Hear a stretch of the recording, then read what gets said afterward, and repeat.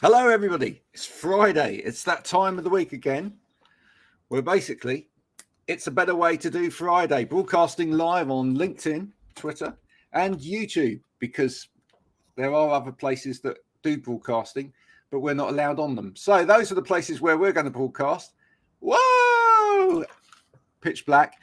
And we're going to bring in some guests because it's all about the chat. So firstly, we're going to bring back favourite to the show, Paul Burgess. Hi, Paul. Hello, how are you doing? Yeah, absolutely great. Yeah, really, really good. You're going to be talking music and all things like that. I love a couple of recommendations. Well, yeah, if only it was a background, it is actually real life. Yeah, but that's great, isn't it? That's absolutely brilliant. And we also have joining us today, Chris from Sidley. Hi, Chris. Hello. Your background's quite cool as well. Is that a Lego block I see there? A massive Lego block?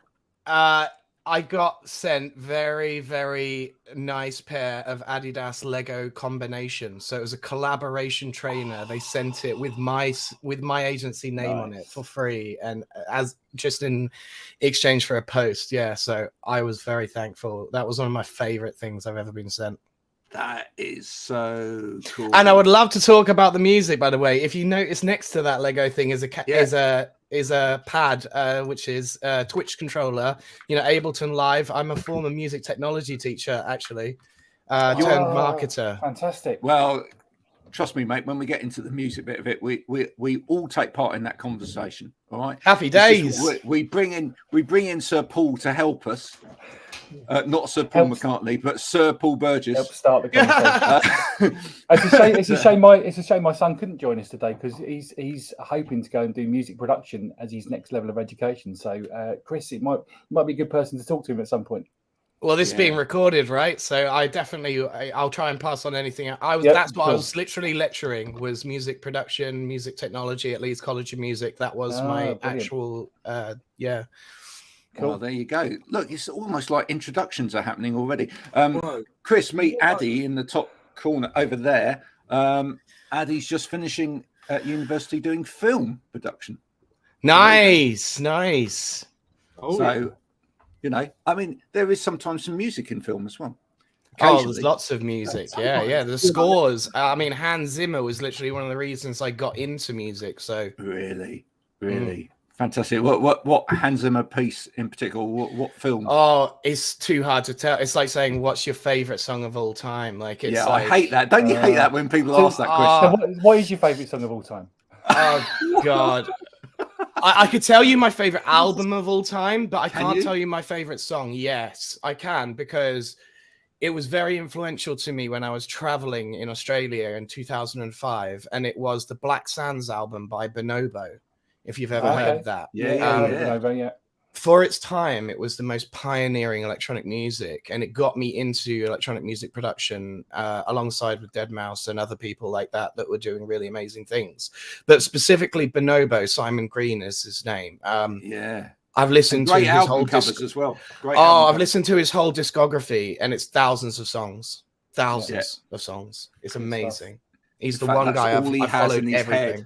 All day long, it just goes around. Is that what you listen to when you're creating? Yes, I like lyrics. I like lyricless music, like Bonobo's, exactly. So more like lo-fi beats with less lyrics, because I'm a writer. So when I write and I hear lyrics, I often write the lyrics by accident. So I'm quite often having to go to focus on the melody and the beats and the tempo rather than the lyrics. And I like lyrical music. Otherwise, though, outside of work time, I'll put loads of lyrical stuff on. But during work, I have very strict Spotify playlists that don't include lyrics. Yeah, I'll have to send you a link to my son's music on Spotify then, Chris. Awesome, yes, please. He's got 3 albums worth of stuff on Spotify. Wow. It's electronic, some of it's ambient, some of it's a little bit more upbeat, but it's good. That's so cool. Do people at uni, do they listen to music when they're editing, or can you not do that? I mean, you certainly can. Whilst editing, probably not. I've tried editing to with music in the background before. You normally end up just making the pace of the film whatever the beat of the. Yeah, that's the same thing with lyrics and writing, mate. That's the same thing. You're too influenced, aren't you? You can't turn off the influence. It's hilarious. It's a sad, slow documentary, but it's set to rave music, so it's like everything on drugs. Marvelous. Like the pace really picks up here for some reason. Well, Spotify decided to shuffle my playlist, so that drum and bass randomly came on, and then the next part of the documentary was at this tempo. Well, I'll tell you what, mate. There's some films that I've been to see in the last couple of years that actually probably needed that. You know, pace-wise. Honestly, it's nothing worse, is there, than a film where you're expecting a certain pace to it, and it's like. Sometime soon. Oh, and then what they do is they leave it all to the last 10 minutes, and it's like all the actions in the last 10 minutes. You go, yeah, but I had to sit through 2 hours before any of that happened. But the opposite is also true, don't you think? Like, my business partner is a huge Marvel fanboy, and I understand it. But those fully action-packed movies with no storyline are also is almost the opposite, isn't it? It's like, well, I've just sat through 2 hours of just absolute mayhem CGI-wise, but I barely learned any sort of storytelling or any sort of like character development or anything really. Like, it's almost too much the other way. It's like both extremes are doing the same thing. It's very weird. Yeah. It's interesting. We had that conversation recently because we went to see the new Top Gun film, but our two boys had never seen the original, so we watched the original before we went to see the follow-up. And both of them were saying, "This is really slow. This is really boring." That the intro where they're scene setting with the sunsets and the planes on the ship and the music, then just scene setting. It's like, well, this is really boring. Nothing's happening. Just go with it, you know. It's building, right? Yeah. They're used to the action the whole way through, and it was isn't that interesting? Interesting how different audiences react. Addi, what's the worst film you've seen recently in terms of recently? In terms of Morbius, every day of the week. Morbius is terrible. It's out of cinemas now, I think. Actually, it's not, because they recently the people over at Marvel have decided to do a new thing with Morbius, where they've changed it ever so slightly and they've put it back in the cinema with a new version of it. The new version is only 2 minutes shorter than the original, so they can't have really changed that much. 2 minutes. But in America, they're running a promotion where you can buy a second ticket to Morbius if you've already seen it once for a reduced price. So if you've seen it once, you can go and see it again. 2 minutes shorter for a reduced price. They fixed the whole film in those 2 minutes that they've removed. Wow. Is that like a new marketing thing? Buy one, get nearly the same free. It's a real terrible film. And lots of people have theorized the reason they've done that is because there was a lot of talk on the internet whether Morbius was so bad that you could sue Marvel for the price of the ticket based on how bad the film was. I almost want to go and see it based on that review. I know. Someone said that about The Matrix Reloaded or whatever it's called as well. Like, they said it's so bad that it's actually worth going to see. And I was like, well, that's a top 10 movie in my history, though. You know, the original Matrix. It would be such a devastating loss. So I didn't in the end. I actually withheld. Is it worth going to see, though? Has anyone seen it? Yeah, we saw it. We both went to see The Matrix, me and him. Oh, it's reversed. Me and him, that side. And actually, it was pretty good, to be honest. Well, as a film guy, I will take you much better than my mates because they're not film people. So if they said it was crap and you said it was actually pretty good, I'm going to go watch it now. It wasn't particularly Hollywood. It was very it felt very personal to the filmmaker. So yeah, if you do a bit of background reading on the filmmaker before you go and then go and watch it, I think you'll get a better experience out of it than cool. Yeah. If not. Now listen, I was incredibly rude because I didn't allow people to introduce themselves when it came in.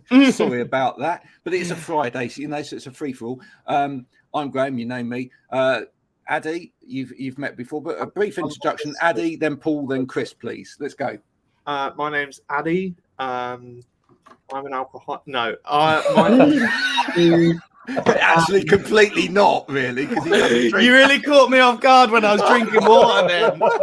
Oh God, that was so well timed comedically. Thank you. My name is Addi. I've just finished studying film production. I'm a filmmaker that mostly makes That's the beer documentaries. I'm related to Graham over there. And one of my films has just screened at European Film Festival, where we've won Best Short. It's great. That's what I do. Congratulations! That's amazing, man. What's the film called, Addi? That film is called Everything is Temporary. Okay. It is Love about that title. Yeah, good title. Yeah, like that. that is about a trans dancer discussing their mental health. And then I've got a new film out at the moment called Overwhelmingly Gay and Chaotic, which is about female drag queens in Brighton. Wow. No, they sound fantastic. I mean, The Everything is and Temporary one. you mentioned the magic word to me. You mentioned mental health, so that's fantastic. Yeah. Yeah, that's his go-to. Anyway, Paul. Hello, I'm Paul. What do? I do lots of things really. Mental health is one of my things. Got a few bits of work going into talking to companies around mental health, getting the conversation going. I also work at a museum 2 days a week, doing their marketing strategy, a little bit of social media. I DJ at school discos and get paid for that, so that's fantastic. And I've got a week's work at Henley Royal Regatta coming up, managing a car park. So call it a portfolio career, shall we? I love that, managing a car park. Yeah, That's great. I watched that. Talking about films, I watched The Valley the other day. Have you ever seen that?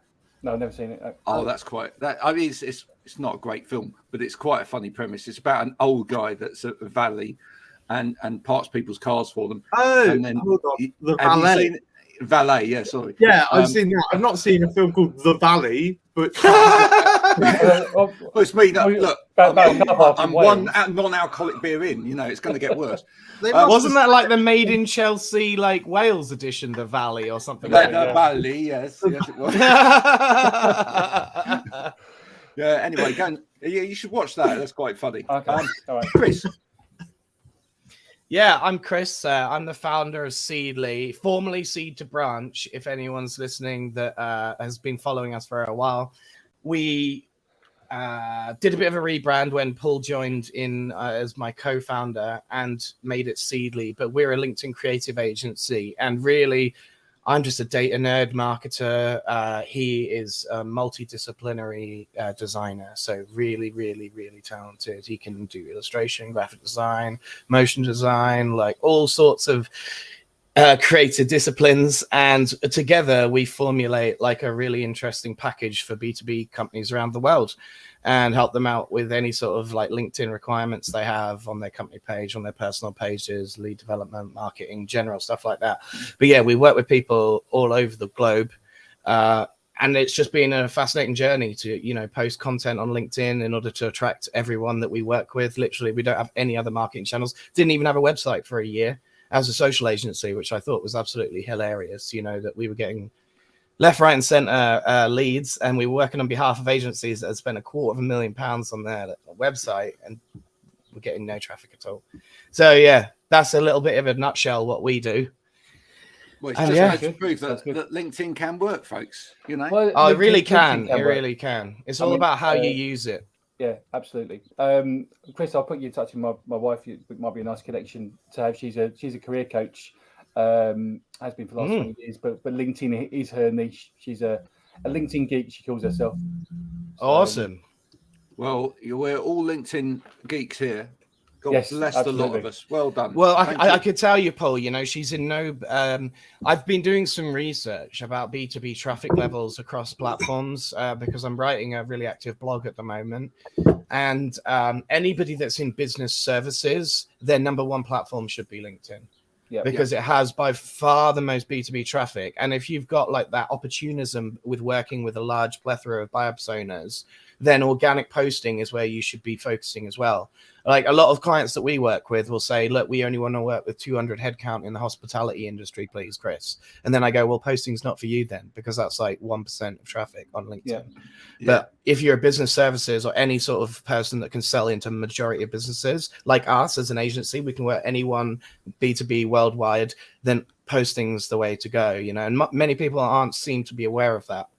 Yeah, no, absolutely. The more niche you're targeting, the less likely you should post, really. Chris, in order to get leads for, anyway. For you, before we go to Paul and a bit of music and all of that sort of thing, don't you find it a little bit annoying, actually, that a number of creators, obviously we do creators for LinkedIn as well, it's so annoying that so many creatives out there on, supposed creatives, shall I say, on LinkedIn, when you read their posts, they only ever post one type of post.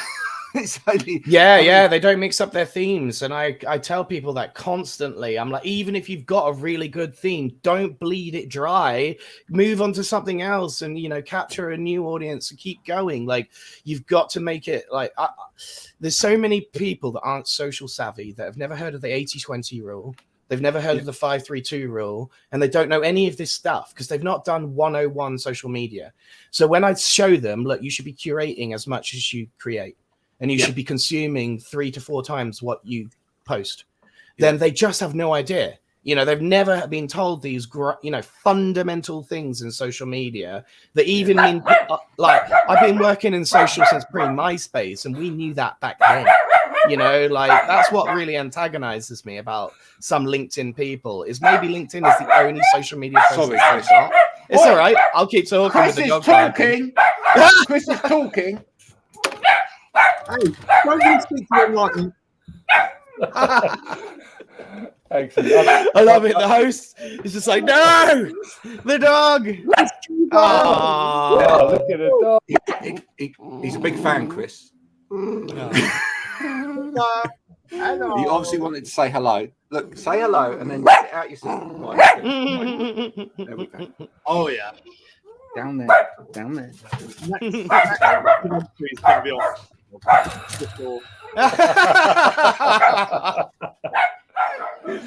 I'll open the door and let my dog hear what's going on. You can get her joining in then. Oh God!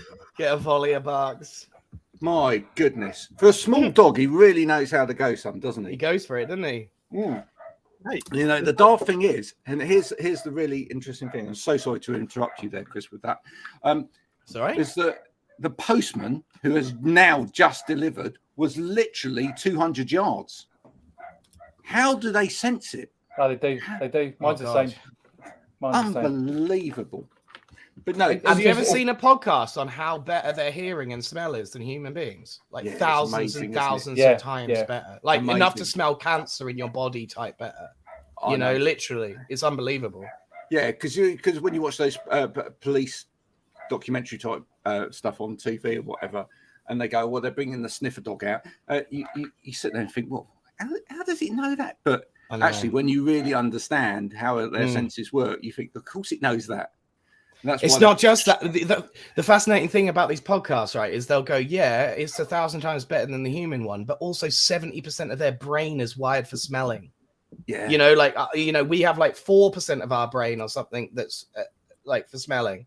70% is a lot bigger capacity to go, well, that's one of those 1 in a billion smells, you know, from a mile away or whatever. It's ridiculous. Exactly. Anyway, I loved what you were saying just then. But yeah, it annoys me immensely that you get a so-called creative agency and when you read what they're putting out, it's just you can see that in their writing they can only do one thing. They're a one-trick pony. You think, how on earth do you do anything for clients? Because I know, and that's the thing, isn't it? Because for you know, for you to work with different types of client, you have to be able to create different types of content. Well, here's the thing. I think there's 3 different camps of agency. Yeah, go for it. There is number 1, I'm too scared to go outside of my corporate comms. You know, so like they won't post the more creative things that they do because they're scared about putting off personas. Yeah. The second one is we don't treat ourselves like a client. You know, they just bill on client time and it's 99% that, and they don't have anyone decent to do their own comms and their own social media and their own marketing. And it's like those builders that you go to and they've got a dilapidated house, but they can build you a mansion, you know, like. And then the third type is just the red tape type, you know, the agency got too big and like, you know, there's a board of directors and that you can't be reactive and there's too much this and insulting that, and we're just going to do what's safe. And so those are the three types of agency that I see most often. The ones that are good are the agile small ones who have one person curating or taking the whole idea. It's like me, you know, so it might be a head of social that goes, anything I say goes. I can do something reactive as of the news an hour ago, like, and I, you know, what I say goes basically. And like, that's the only way I see it work actually, is if the more you add like you kill it by adding like a community thing to it, you know, or having some sort of responsibilities that are not beholden just to you as an individual. Like, can we do the Johnny Depp meme? No, well, hang on a minute. We've got to go 5 levels of boardroom before we decide whether or not that's. Well, in that case, I would hope that the natural filtering would go bloody no. Let's not do the Johnny Depp meme, because that's taking advantage of a very stupid thing. You know,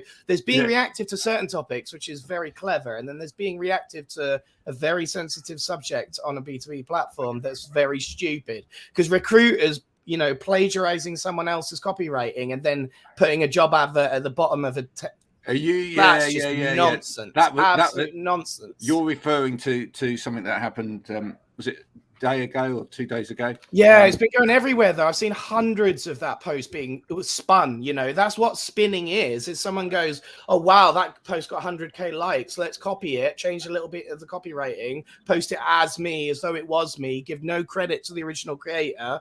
And I hate that as a creative agency owner, you know, like if you're going to curate, there is a law to curation.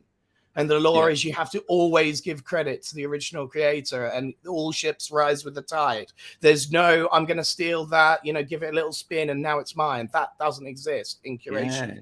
So like there's a code of ethics. On LinkedIn, actually. You do see tons of it. Tons of it. Do you know what? It's my favorite block of the week, right? Is if when someone connects with you and then within days they're just resharing all of your posts. Yeah. Oh god. And it's like, and I normally start with a conversation in there, and I normally go, I see you don't actually post anything of your own. And then I wait and see what comes back, and it's normally nothing. And I say, so bye then. But you know what I tell them, because we're very fortunate. We get about, and this is sort of wild, right? Sometimes we can get like 100,000 shares a month. And I will go and DM as many of them that are like senior marketing directors that are our ideal buyer personas and say, look, I know that you're not aware of this, but the reshare button in LinkedIn is treated like an external link. And actually it gets nowhere. Like we get thousands of reshares a day and it's always from a viral piece of content, and none of them go viral themselves. So if you actually want to do us and you a better favor, ask me and I'll send you what we posted. You post it natively back to the platform, tag us, and then you'll have your own native post and it can go huge and viral again. And we can all, so I tell them, you know, I'll send you whatever we posted that you were interested in, videos, images, PDFs, whatever we've created. I'll send it to them so they can natively post it and tag us. Because that's the only way. I might even write you a first post. You know, I might even write you a first post. It's a great conversation opener. It really is. There's nothing better than that. It's funny you should say that, because that's something that we're going to start doing very soon. Paul, let's have a little bit of music, sir. Let's bring a little bit of music. So I'm going to talk to you about a band that isn't a new band today. They've been around a few years. Been around. Their first album was out in 2017. It's a band called the Amazons. Have you heard of the Amazons? Yeah. No. You can buy them on Amazon as well. You can buy them. Which gets confusing. Yes. So the Amazons, the Amazons are a local band to me. The drummer lives around the corner from me in Wokingham in Berkshire. Most of them are from Reading. I've known them since they first started. I first saw them live at a little venue in Reading in 2017, just before their first album was released, and they're brilliant. I like to have an actual physical copy of an album to show you. This is their second album, As you can see, this is special because it's actually signed by the band in nice gold pen, which goes with the color scheme. So that's their second album, Future Dust. So 2 albums, The Amazons and Future Dust. They've got a new one coming out in September called How Will I Know If Heaven Will Find Me, which is an interesting title, given the short titles they've had previously. They're on tour again later in the year. I've got tickets to go and see them at the Roundhouse. And very excitingly, I also got tickets today to see them in a really tiny venue in Reading, 150 capacity venue. Oh, I love that. Which for a band I last saw supporting Royal Blood in Bournemouth. Wow. Yeah, to go back to 150 capacity venue in Reading, where they're from, it's just going to be mad. And I just want to give a shout out what that's about. That's as part of the National Lottery Revive tour. So it's in conjunction with the Music Venue Trust, which supports and tries to help the small venues that are in, might be in danger of closing. And there's a lot of them closing. Goodness. So it's those venues are the venues I love going to. Where you get up close, and sweaty with the band. But the Amazons, if you've not listened to them, then the first 2 albums I absolutely love. Songs to start with, probably Junk Food Forever is my favourite song. Closely followed by Black Magic. It's a great name, isn't it, for a song? Yeah. So especially on a Friday, Junk Food Forever. Cheers to Junk that. Food Forever is I think it's about a relationship one of the band was having. There's some great lines. Junk Food Forever, Late Nights Together, Jacket of Leather. How can I forget that? It's almost like a poem. It's just well, music's just poetry with music, isn't it? That's brilliant. That's what it is. So yeah, Junk Food Forever is a good song to start with. Black Magic is another one of my favourites. That's off the first album as well. And off the second album, probably my favourite track is a song called Mother. But give them a listen. They're really good. I mean, guitar-based rock music. I mean, there's not a lot not to like. It's going to be interesting to see where the third album goes, because the 2 songs I've heard so far are a little bit softer. It's almost like they're aiming for an American audience. Right. They seem to have softened it up a little bit. And for me, it's not quite as immediate. I'll still go and see them. I've already pre-ordered the album. There's how I got the tickets for the Roundhouse. But it is going to be interesting to see where they go.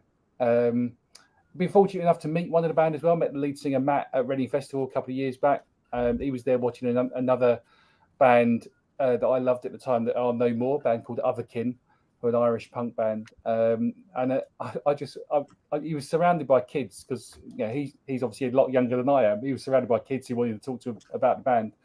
And I actually went up and spoke to him and I said, thank you for making an old man very happy when I last saw you live. I had a lovely chat because when I saw them live, it was like being 17 again. It took me right back to seeing some of those first bands.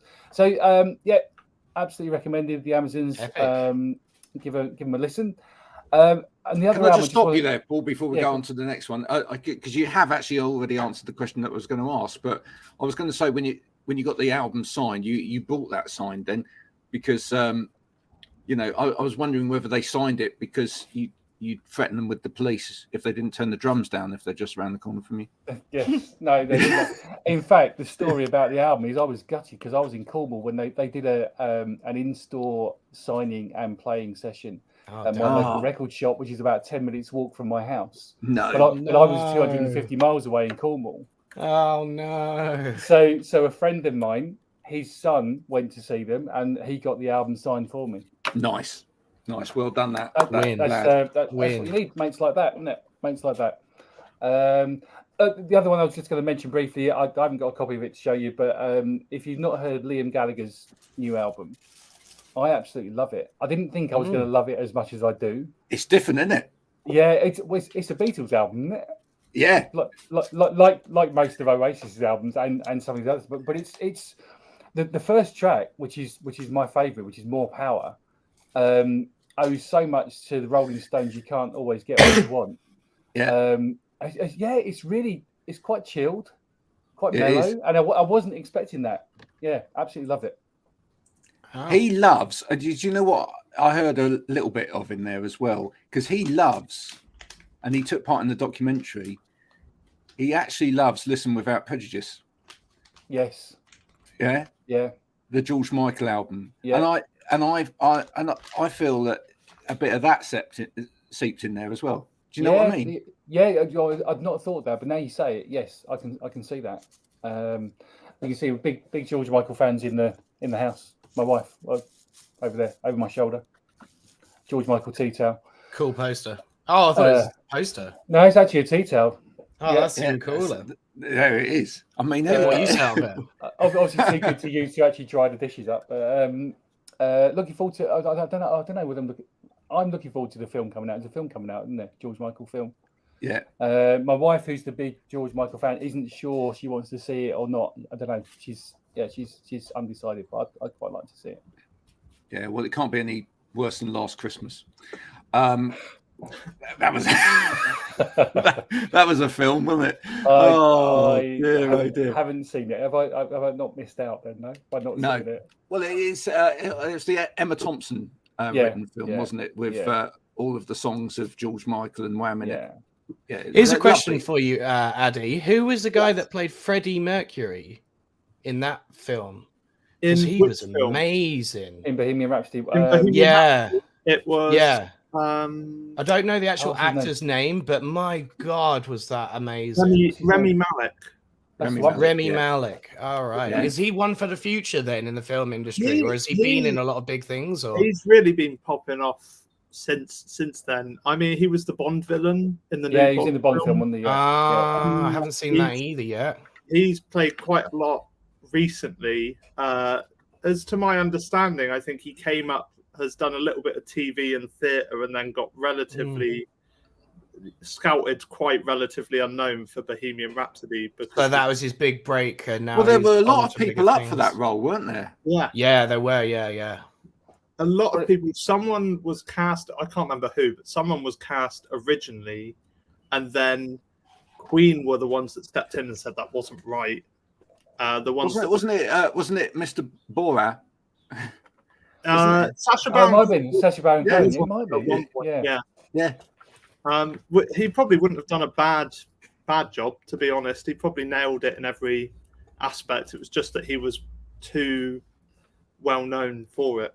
Yeah, it needs to be believable. That's the other thing, isn't it? It's better if it's an unknown actor for assuming a personality of a celebrity instead of it being someone that you associate with another character, totally, or something with like that. So that's fascinating. Like, yeah. And now we've got an eye on Austin Butler, I think it is, that's playing Elvis in the new Baz Luhrmann's Elvis. I'm not a massive Elvis fan, but I actually want to see that. Yeah, we saw a trailer for it when we went to see Top Gun. Saw a trailer for it, and it looks really good. Yeah, I mean, Baz Luhrmann's films are always crazy, so it will probably be great just from that. Be a little bit. Is he like a Quentin Tarantino type that, or you can always predict? He did Moulin Rouge is one of his. Oh yeah. What else? Romeo and Juliet, the one where they've all got guns. With DiCaprio. That's him. He very much does whatever he wants to, and it's awesome. He's the mise en scène is really important, isn't it? It's like the scenery, the background, the opulence, the extra bit. That's really important. It's a lot of exaggeration. It's a lot of well, this is really over the top and really, which for Elvis is perfect. Yeah, that's perfect.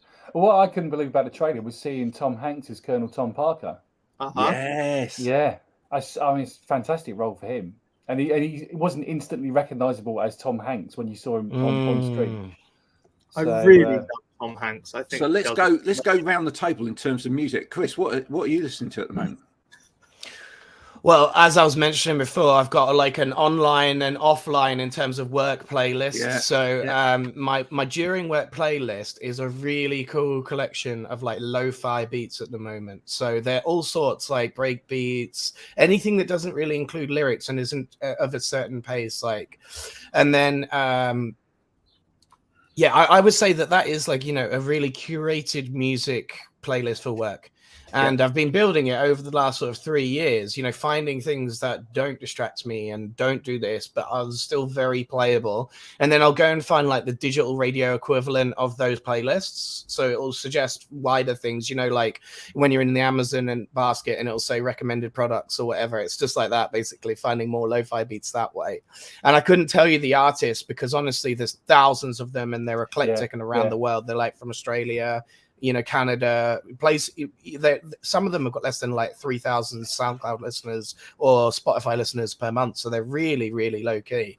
And then my out of work stuff, as Paul does, you know, I occasionally do DJing and it depends on really what the mood I'm feeling in, like tempo wise. I've got different BPMs of music. So I've got like 175 BPM stuff. I've got loads of that, like drum and bass style, garage style stuff. And then I've got like more electronic music, you know, sort of like heart rate, 130 BPM, 140 BPM, electro house, electro wave, electro funk, electro, all sorts of stuff. So yeah, I just love mashing it up because since I was teaching Logic Pro as a DAW software, I basically have just got into very eclectic artists, you know, of all types of stuff, you know, and even when I was doing Pro Tools and recording albums and stuff like that, I got into like acoustic stuff that I was never into before. And my degree got me into more of it. So I just built a huge collection of music, basically. Chris, do you ever have an afternoon where you get lost in Bandcamp? Have you explored Bandcamp at all? Yeah, but I get more in the SoundCloud, Mixcloud rabbit holes than I do in Bandcamp. Yeah, because I'm an old school, like, you know, I'll tell you once, at one point, I owned a business that just looked through SoundCloud to find unsigned artists. So I was signing digital exclusivity contracts with very small producers. And that's what I spent 8 hours a day doing, is just looking through SoundCloud for unsigned artists that I thought I was the A&R guy for myself. And then I would sign them and then basically, you know, distribute their stuff online through online marketing that I knew. So yeah, I stick to my guns in terms of places that I spent literally thousands of hours. Because otherwise you run out of life. Well, the other thing is, like, you know, I still work in Logic 7 and there is Logic 11 as a software out now. But every UI change, every UX change really flummoxes me. You know, I've got to relearn the whole platform again. So I got to a level of competency at the platforms that I use, and I now no longer upgrade them. And like when SoundCloud changes its user interface, they might lose me, you know, because I'm at that level right now. But as soon as they try to do a big shift, I might go to like Deezer Radio or you know, one of these other places that I've seen, like Tidal. Tidal looks like a really good platform, for example, for flat music. I like lossless audio music if I can find it. I'm a really high quality streamer and I use like really high quality headphones and like surround sound systems and stuff. Whereas other people, MP3s is plenty good enough, isn't it? You know, like why would they come to something like Tidal? If you've only got inner ear iPhone headphones, there's pointless you being anywhere more quality, to be honest. So like that's what I tell people. It's like you go with the tech that can enable it. If you don't have that, then there's no point paying for all this high quality stuff because you're translating it badly. You know, I did acoustics as part of my degree. So it's like, well, you're physically unable to transmit a FLAC file to lossless in your headphones right now. Like it's, and I have to explain that to non-audio people, honestly, all the time. Oh, mate, the thing is, there's so much music out there. I'm in a really nice position now because I do a music interview on a weekly basis. I've now got so many sort of smaller record companies just send me stuff, sort of pre-listened stuff. These smaller ones are taking over. I'll tell you a really interesting story. I know I'm a bit taking over here, but no, it's all right. No, it's interesting. It's really interesting. I've been following this freestyle rapper called Harry Mack, and he is making new waves for musicians and community building. He's using the Patreon model, you know, like the same way that you're streaming to multiple services right now. Yeah. He does it through Discord, and he'll do Facebook Live, YouTube Live, and he gets super chat comments. People donate to him on YouTube. They do all sorts of stuff. You know, he's literally the first person I've seen avoid major record labels and be a very competent independent artist that's on the massive up and up. And he is so prolific, it's ridiculous. He's made cool. He did a 10-hour freestyle on YouTube Live to celebrate 1 million subscribers, where he just got comments that was sent into chat, and he freestyled continuously for 10 hours at like Shakespearean level of vocabulary. This guy is ridiculous, off the charts good. I mean, like Eminem is like So not like Chris, even that Harry, close to his freestyle anymore. Harry Mack.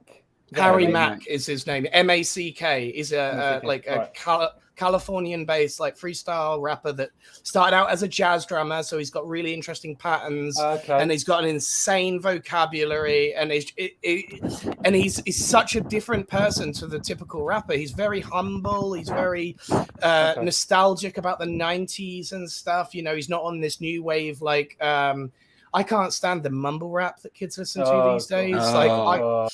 He is all about pronunciation and stuff. Huh? You like a bit of rap? Sometimes. Yeah. I mean, look. For those, you rap along to stuff, right? And you're pretty. Yeah. For those of you at home that haven't watched this show before, I'm not as into music as anyone that we ever get on this show, and I sit in the corner whilst. Freya, who loves music, sits and talks about it. So yeah, I this week listened to Dean Martin. Yes, really modern, kind of, you know, like a bit of Dean Martin. Yeah. That's where my music listening's gotten up to. So, did you start at the beginning? You just get up to Dean Martin. I'm just catching up. But you're a big fan of Lin-Manuel and that kind of musical fit that's incorporating rap, etc. Yeah, that is true. And I have seen Harry Mack before online. I've seen some of his. Have you? Yeah, it's hard to avoid these days. He's getting that big with his community, isn't it? Like that's how I stumbled across him randomly on YouTube one day.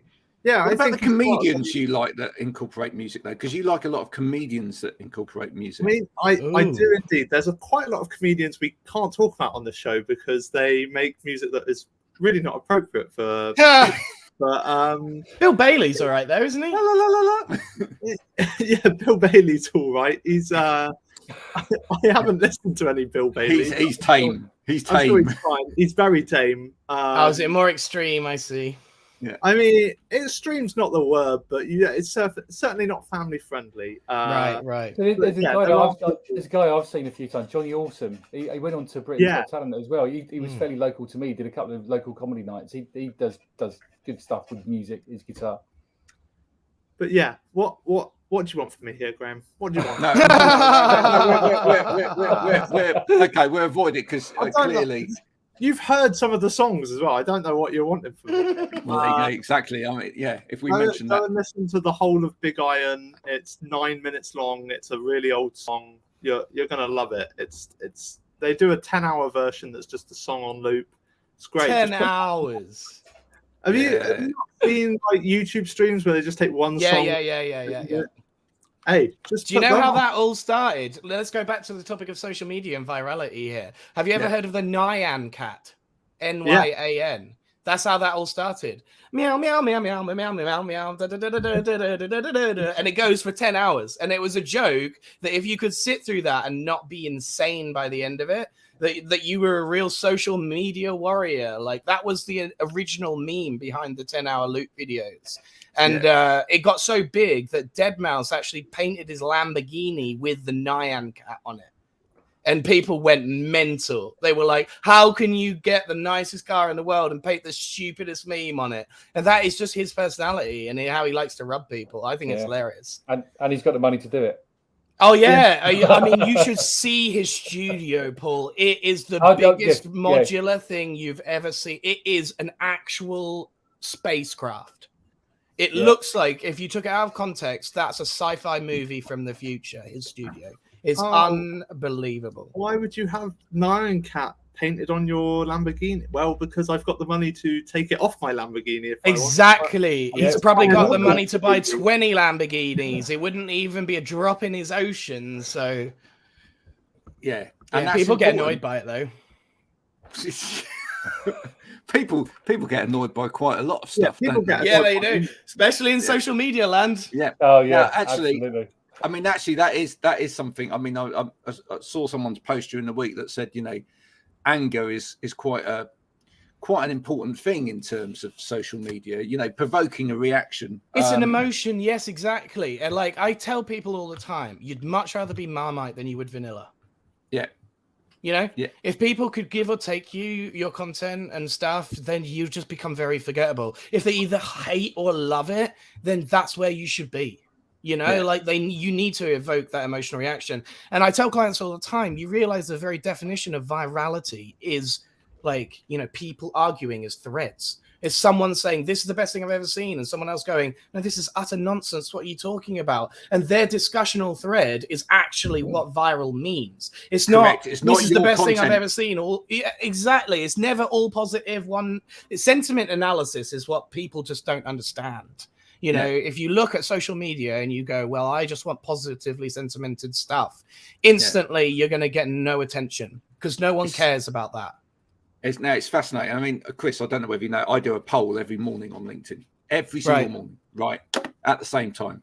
And other people, I've had clients, I've had other people say, we've tried to do polls and they just fall flat on their face, right? What is it about your polls that means that they always get great traction? And they say, well, actually, it's nothing to do with the poll. It's to do with the construct that then allows people to talk about the subject. Right. Yep. Absolutely. Yeah. So it's all about. It's the same with your headlines. If it's an open question, you're going to get loads more comments. If it's a statement, you're going to get barely any. That's what I tell people all the time. It's like you've got like this amount of characters on a mobile space in order to get people to answer in your comments. That's it. That's the whole game. And you should be spending 90% of your time on your headline and not on the rest of your copywriting. Because if they don't click that read more button, then you've lost them. And you need to get them to click that read more button in order to see the rest of the stuff that you wrote. So basically, there's no point spending any time past that first sentence unless it's gold. If it's crap, waste the post. Just waste it.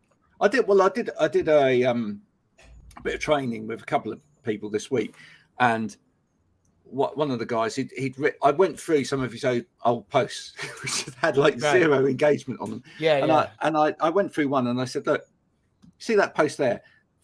About 3/4 of the way down the post was the actual post. Right. It was a really, really interesting statement, right? That could turn into a question. I said, why is that not right at the top? Exactly. That's the edit process that people need to do, though, Graham. They need to get it into a Word doc. They need to understand what is the pivotal sentence of this entire thing. Float it to the top. Structure the entire thing around that. Don't, like you said, if it's 3/4 of the way down, nobody sees it. What's the point? It's like you spend all that time doing something that's pointless. I want to squeeze people's heads sometimes and go, what were you thinking? What were you thinking? You spent 10 hours making this video and 3 people saw it. 10 hours I talk to people sometimes, and it's like, what are you doing?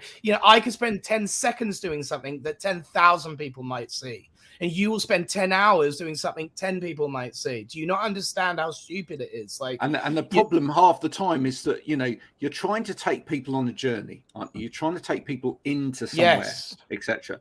And now, Addi, I mean, you can talk about this. At the end of the day, you don't go and see a whole film to begin with. What do most people do before they go and see a film? They watch the trailer. What does the trailer do? The trailer shows them something of that. It doesn't always necessarily reflect the film, but it shows them something that will it should do, if it's good trailer, generate interest in the film. Watch. These days you get trailers of trailers, don't you? You get shorts that are like. It's really interesting you said that. If it's a good trailer, it shouldn't trick you into making the film. Do you know what? There's a load of people that do trailers that would argue that is not true. The point of the trailer is to get a load of people to go and see the film, whether or not it was true to the film or not. And there's a load of opportunities now for people to make lots of different cuts of the same trailer aimed at different markets, which are then it's pushed into. It's funny you should say that. Have you seen these what's called UGC trailers? Like user generated content trailers where it's like some Photoshop, they're amazing. Even God better. damn, I wish more people, you know what? The same way that a musician would go, here's my stems, go and remix my track. The film production company should go, here's our trailer scenes, go and remix this like intro and make thousands of them and distribute them. Like that would be an insane film promotion. The thing is, they don't have to do that because people just rip it off of YouTube anyway. If it's just the right, but I mean, giving them the raw stems, like as editors, to really go and edit them all properly. People wouldn't be able to handle the raw stems in terms of that's true. That's true. You'd need like 8K editing facilities and stuff, wouldn't you? Like really high res stuff. I mean, if you took off of an IMAX camera the footage that they got as the raw and didn't have it through any sort of process, no computer that isn't a professional standard computer would be able to run it. Right. It's not like music where it's like a smaller format, like film gets really big really quickly. Yeah.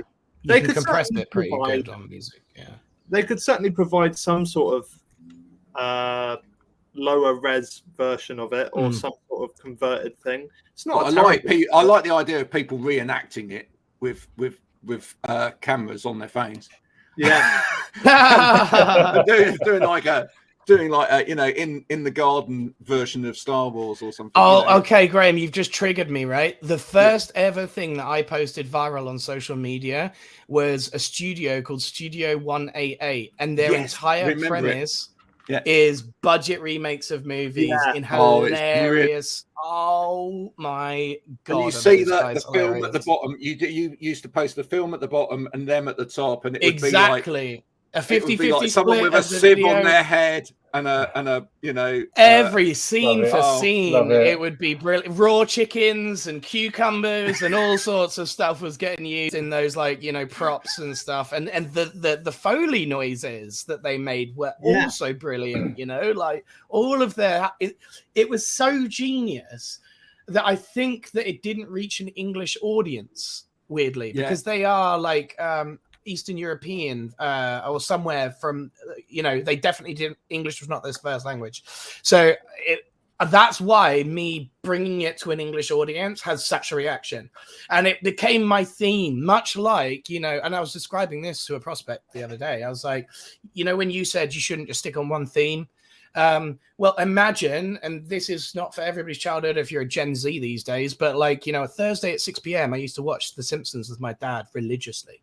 I used to sit down to dinner, watch Simpsons with my dad on Channel 4 at this time, this day, this week. And that's what people started to do. They started to turn up to my profile every Friday at midday to see a comedy, budget, Matrix, video remake, whatever it was, from Studio 188. And then I got people messaging me when on Fridays I wasn't able to post one, going, where's the video?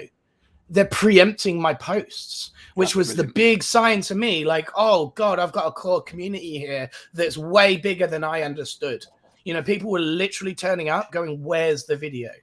And I'm like, this isn't even my content. Like, I'm just making this for a UK audience. It was a religious following on LinkedIn. And then it allowed me to add other themes in gradually over time. But that was the snowball into the avalanche for me, was those videos. So funny that we talk about budget, like movie remakes. Because that literally was it.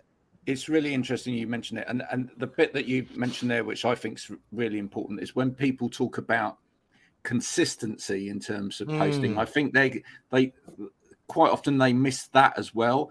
Is that actually, the time that you post and that the consistency of when you post is really vital. And that it was the contextualness of it being on Friday and it being comedy and it being hilarious to get that context. And all of that. Yeah, you've got to build that context.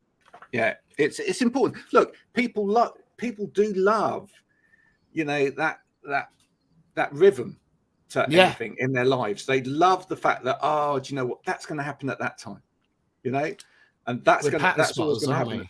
We're pattern animals, and so people sometimes take consistency as well. I've got to do this in a certain way. Actually, no, you've got to do it in a certain way to a point, and then you've got to mix it up so that you can show people, whoa, you've got to swerveball people sometimes, but certain things you've got to do at a certain time, at a certain place, so that people expect it. It's creating the expectancy That's the Well, I important stopped thing. using the word consistency. Funny you should say that, and started using frequency because Good. of that.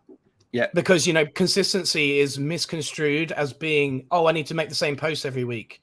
And Yeah, I no, understood, I see that. frequency is much more, what you need to really be worrying about. You need to have a daily frequency because it's a lottery out there. Literally any post any day from any user can go viral. Like we had clients that have 300 connections. One of them the other day reached 5 million people.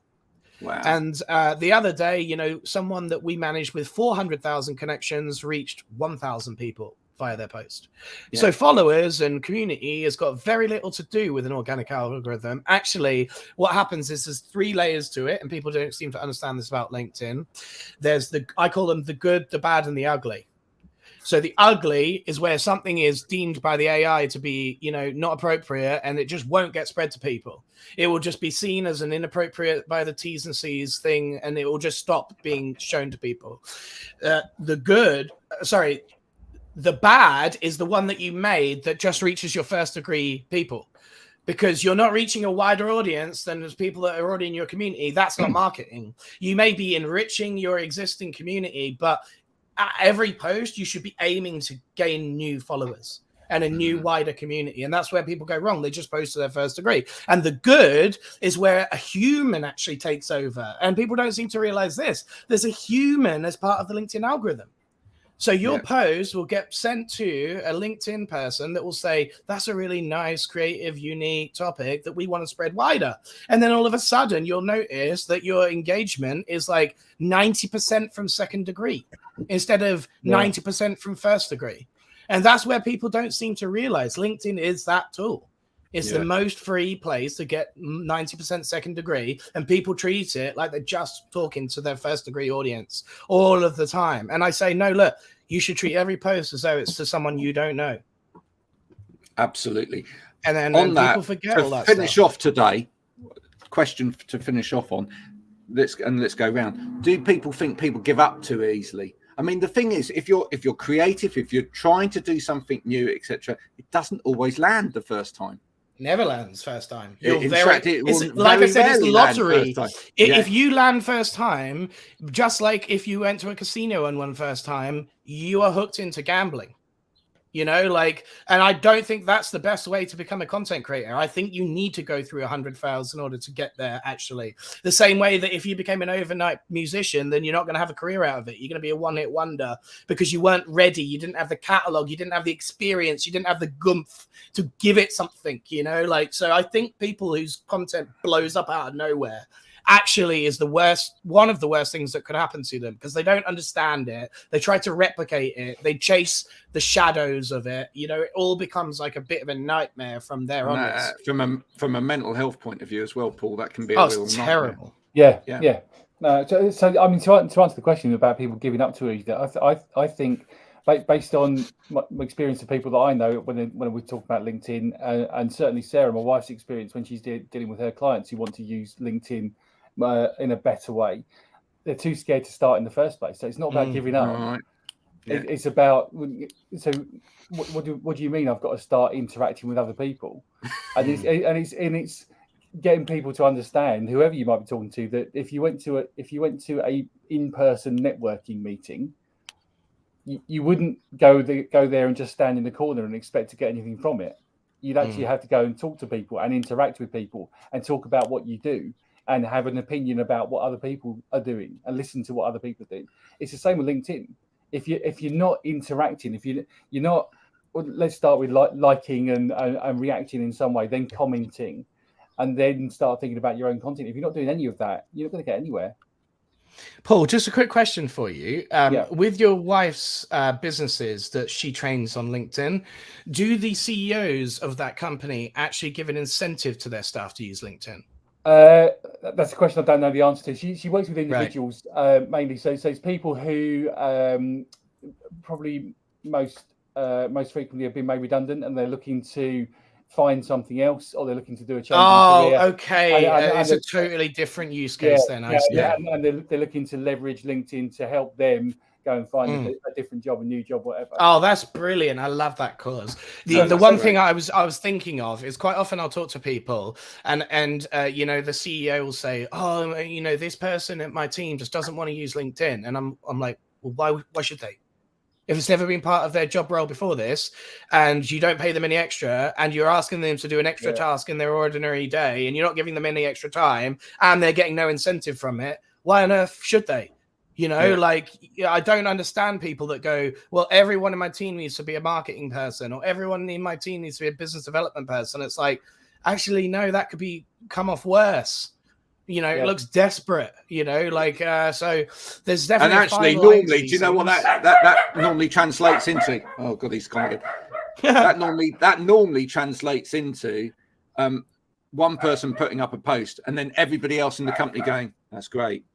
Brilliant. I know. Great post. And it just looks like the worst post ever, because it's like the only people that give love to that post are the same people from the same company day in, day out. So true. People have been told to need to. It's interesting. So I used to work in the pharmaceutical industry. So that's an industry, for example, because it's so highly regulated. Yeah. You got to be really careful about someone who isn't the marketing specialist, the LinkedIn specialist, the product manager, whatever it might be, sharing any information, because you could be contravening all sorts of regulations, especially when you're talking about medicines. So there are some industries where people might not want to use it, but everyone can get something out of it. Everyone, you know, I started posting and taking a more active look at LinkedIn during the first lockdown. Because it was a way of keeping in touch with people. All of a sudden, I wasn't just keeping in touch with people. I was virtually meeting a whole load more people who were experiencing the same sort of feelings as I was. I was talking about how I was coping with what was going on, my mental health. Other people started talking about how they were coping with it. All of a sudden, bang, you know, loads more connections, loads more followers. I think that's where people miss out, Paul. They don't seem to understand. Like, I talked to someone in our LinkedIn audio session this week, and I'd never talked to him before. And he calls himself the Morpheus of accounting, right? So as a LinkedIn title, I was intrigued. I was like, okay, I'm the Obi-Wan Ben Kenobi of LinkedIn. So who's Morpheus? And I talked to him, and I realized. You have to take pills before you speak. The red or the blue. Hang on. Can you see this poster? There you go. We make movie posters. So yeah, actually, that's a minimal graphic design one that my creative director Paul made. Right, getting back to the subject. He doesn't know how genius he is at social media, and he's lucked onto all of the same things that a lot of people that I've seen on LinkedIn have actually stumbled across these strategies. It's just about empathizing. It's just about making yourself more approachable. And actually, the more dull your subject area, the more likely you are to stand out. And we manage some mental health companies that do technology and mental health. So like apps and stuff that help with all this stuff. Honestly, lawyers, accountants, these industries, motion design kicks ass, because every single one of them is so dull, so boring, so regulated, so worried, so all of this other stuff. So actually, the more dull your industry, the better it is to do that type of thing. Just make yourself super approachable. And then once you've established that human level of approachability, whereby the brand is kind of a non-plus, you know, no one's going to the website or checking out the company page. It's like, no, I trust Paul. You know, I want to talk to Paul. You know, that's where we help people create social selling funnels, where there's no need for a website. There's literally no need for a website. Like, you can host a PDF in LinkedIn, and people don't seem to realize this is possible via a system called Smart Links, which is attributable link clicks, where it's just like Bitly, where you can send someone your deck and say, look, this is who I do, what I do, who it's for, how much it costs. It's got my diary in it. It's got everything you need to know. And this is all because you've engaged with my mental health posts. And now I know we're on the same wavelength. I'd love to work with you. It's a great natural filter to working with people. And he was doing the same thing as an accountant. He was just curating every day. Nothing he made as a post was his own content. He would do like screenshots of Who Wants to Be a Millionaire and then make some accountancy joke about it. He would do like, you know, fun mental health things where it's like, oh, these are the struggles that I go through and the funny things that I've, you know, like he talks about turning the light off in his fridge and stuff at night so he couldn't see the food. Like, he's such a social marketing genius, but he doesn't know it. He doesn't know any of the things that he's doing that meet all the criteria I would tell someone to do. And I was like, it's amazing when you stumble across people like that, you know, that have guessed 99% of the things to do purely out of luck. He's never done a day of marketing in his life, and yet he's doing everything that I, as a marketer, would tell him to do. Amazing. Fantastic. Brilliant. Fantastic. Addi, Yeah. final word to you. How do we get more young people onto LinkedIn, and how do we keep them there? How do you get more young people onto LinkedIn, and how do you keep them there? Or you can actually say, well, they're not going to go on LinkedIn. That's fine. Well, you know, can I interject quickly here, Graham? Have you seen the most recent stats? Yeah, Gen Z is the number. They're the number one. They're the number one on the audience. Yeah. I can tell you specifically why that is. It's because they're running YouTube ads for LinkedIn app downloads, and that's where all the kids are on YouTube. That's the number one reason why everyone's younger on the platform lately. But I don't know how they make it more. Look, the real question is how many young people you want on the platform and what type of young. Because like the age of social media and like how old you are when you start on social media has been getting younger and younger. And you don't want a platform filled with 12 to 18-year-olds, really, because before that, you're not really useful on LinkedIn, are you, if it's a business platform? Well, unless they're millionaires, I don't care. And some of the people that are most active on social media in terms of just engaging and spending time on it are that group of like starting at 12-year-olds and then moving all the way up to 18-year-olds. And then actually a lot of the time your social media like engagement goes down as you get older from there for like the average person though.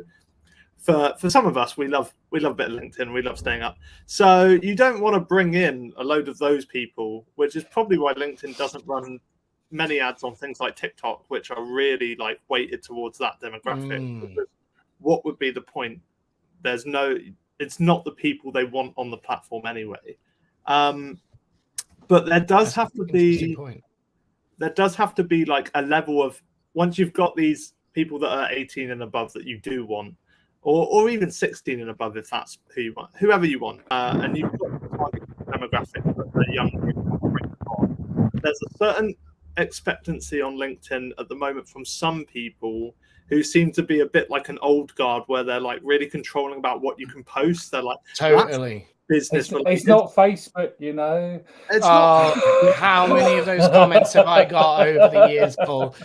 Oh my God, I can't tell you, mate. There is a certain level, if you want people to stay, especially younger people, and you want them to stay and you want them to spend their day engaging on stuff, and like they need to see comedy, they need to see fun throughout the day. Exactly. They need something they're interested in. They're not going to sit there and read 17 posts that are formatted like articles in a row about whatever topic you've chosen to post on. It's just not going to happen. No one's going to scroll and go, well, maybe someone in an older demographic will, but there's no way someone in a younger demographic will sit and scroll and read 17 things that look like articles going, well, today I'm talking about, I don't know, body wash, and I want to talk about why body wash should be biodegradable rather than... No one's going to sit there and read 17 of those. Like, you need something engaging or fun. At least some of the content has to be break content that breaks up that with like videos and stuff. Part of it could be LinkedIn as well, because I would love if the platform had more of a like a segue thing. I noticed the video side of LinkedIn's really lacking. So on almost every other platform, when I click on a video I like and watch it, it doesn't stop after the video. It just skips me onto a similar video from someone else that is related to what I was watching. Yeah. And on most platforms, you could go through anywhere from like 5 to, I mean, admittedly, sometimes it would just be like 30 videos in a row because they're all like 30 seconds to a minute long. Well, have you seen the battle of the short form content platforms right now, Addi? Like it is Instagram Reels, TikTok and YouTube Shorts Yeah. going at it, and they are over promoting every single one of their own native things. Yeah. And it's crazy, isn't it? Seeing that that LinkedIn isn't jumping on that bandwagon, because as you said, the up next thing is just not a thing. They tried it a little bit with stories. Remember they? stories? Yeah. Stories were naff though. But They it were was just a so crap badly Instagram done, copy. wasn't it? It was so badly done. I mean, think about it though. Who wants to see what other people are doing at their workplace? It's so. I just never understood it as a concept. Like, here's me printing, paper at my paper mill. What do I get out of that value-wise? I couldn't give a shit. You know what? To be honest. People would love a You've seen the TikTok content that's blowing up of people just they run a business making slime or something, and every day. That's where it should be, though, Addi. That's where it should be on TikTok. Well, that's what.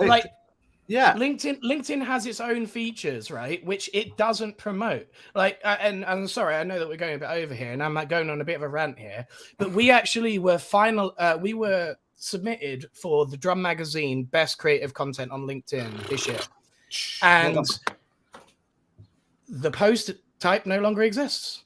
They have actually regressed from where you could be creatively, because the type of content that we made was 9 GIFs uploaded as a tandem. Yeah. So you know how you can upload 9 images? Well, we uploaded 9 GIFs, and each GIF talks to each other. So they're all perfectly aligned. Like a panda could run from one GIF to the other. It would disappear from tile 1, go to GIF 2, then 3, then 4, then 5. It was the most creative type of post that there was on LinkedIn, and I say that even though we are the sort of birther of this, it was nominated as that, right? And they killed it. You can't, it doesn't work on iOS anymore. It still animates on desktop, but 60 to 70% of traffic is mobile on LinkedIn. So we can no longer justify making them for clients. And so they're actually regressing the things that were the most creative elements of LinkedIn. And then they tried to copy a bunch of stuff, like LinkedIn Audio is just Clubhouse. LinkedIn Stories was just Instagram. LinkedIn Polls is just Instagram. They all have copied other platforms. And the original stuff that they had themselves, like uploading 9 GIFs and making it into a tandem story, they're getting rid of stuff like that. And they're going for more copycat things. And that really frustrates me. Chris, Addi's got the answer to it. We teased it the other day. We're going to launch it soon. We want to get you involved. We want to get you involved as well, Paul.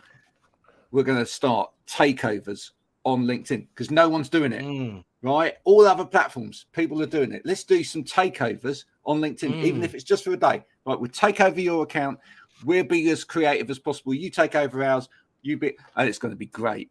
Let's just do. Let's do stuff like that. Yeah. Let's show people how to be more creative across the whole platform. Really, I think this is the thing that the LinkedIn change is clearly not going to come from LinkedIn itself, because they don't seem to care about boosting the demographics and making sure that Microsoft. Hey, Microsoft, you're doing a bad job right now. Okay, if you're watching this, Mr. Gates, of course he is. In his spare time. Yeah, Mr. Gates, you probably don't realize this right now, but I hope your name's been picked up by an algorithm and you're watching this. You need to get on this. It's not good. You're not doing a good enough job.